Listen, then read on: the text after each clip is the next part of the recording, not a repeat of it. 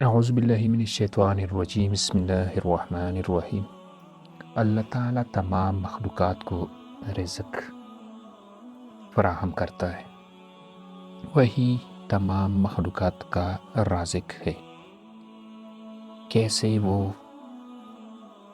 تمام مخلوقات کو رزق فراہم کرتا ہے، آئیے اس کے متعلق ایک کہانی سنتے ہیں۔ حضرت امام قرطبی فرماتے ہیں کہ جب قبیلہ اشعرین کے لوگ ہجرت کر کے مدینہ منورہ پہنچے تو ان کا زادیرہ ختم ہو چکا تھا، چنانچہ انہوں نے اپنا ایک آدمی رسول اللہ صلی اللہ علیہ وسلم کی خدمت میں اس غرض سے بھیجا کہ ان کے کھانے وغیرہ کا کچھ انتظام فرما دیں۔ وہ آدمی جب نبی کریم صلی اللہ علیہ وسلم کے در اقدس پر پہنچا تو اندر سے نبی کریم صلی اللہ علیہ وسلم کی آواز آئی۔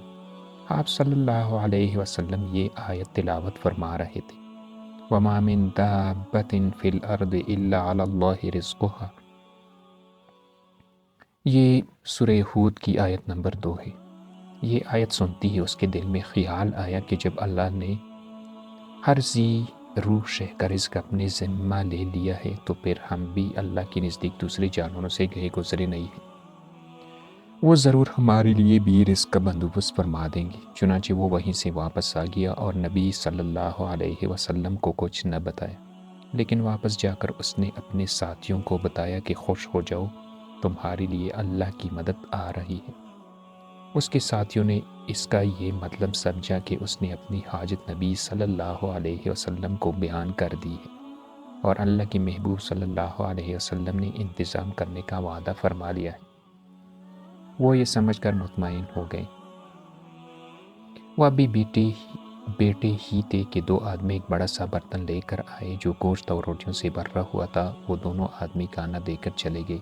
انہوں نے خوب سیر ہو کر کھانا کھایا، لیکن ابھی بہت سا کھانا بچ گیا۔ انہوں نے سوچا کہ یہ بچا ہوا کھانا نبی صلی اللہ علیہ وسلم کی خدمت میں واپس بھیج دیا جائے تاکہ ضرورت کے وقت استعمال ہو سکے۔ چنانچہ دو آدمی کھانا لے کر نبی صلی اللہ علیہ وسلم کی خدمت میں پہنچ گئے۔ اس کے بعد وہ سب حضرات نبی کریم صلی اللہ علیہ وسلم کی خدمت میں حاضر ہوئے اور عرض کیا کہ اے اللہ کے نبی صلی اللہ علیہ وسلم، آپ کا بھیجا ہوا کھانا بہت مزیدار تھا۔ نبی صلی اللہ علیہ وسلم نے ارشاد فرمایا کہ میں نے تو کوئی کھانا نہیں بھیجا۔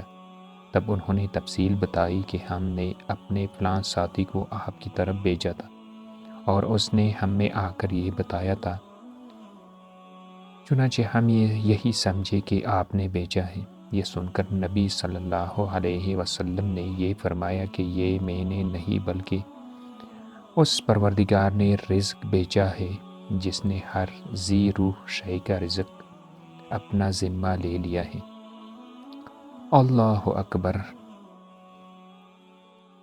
آخر میں اللہ تعالیٰ سے ہم یہ دعا کرتے ہیں کہ اے اللہ، اے زمین و سما کے مالک، ہمیں پاک رزق عطا فرما، حرام رزق سے ہمیں بچا، اور ہماری اولاد کو بھی پاک رزق عطا فرما، اور ہماری اولاد کو بھی حرام رزق سے بچا۔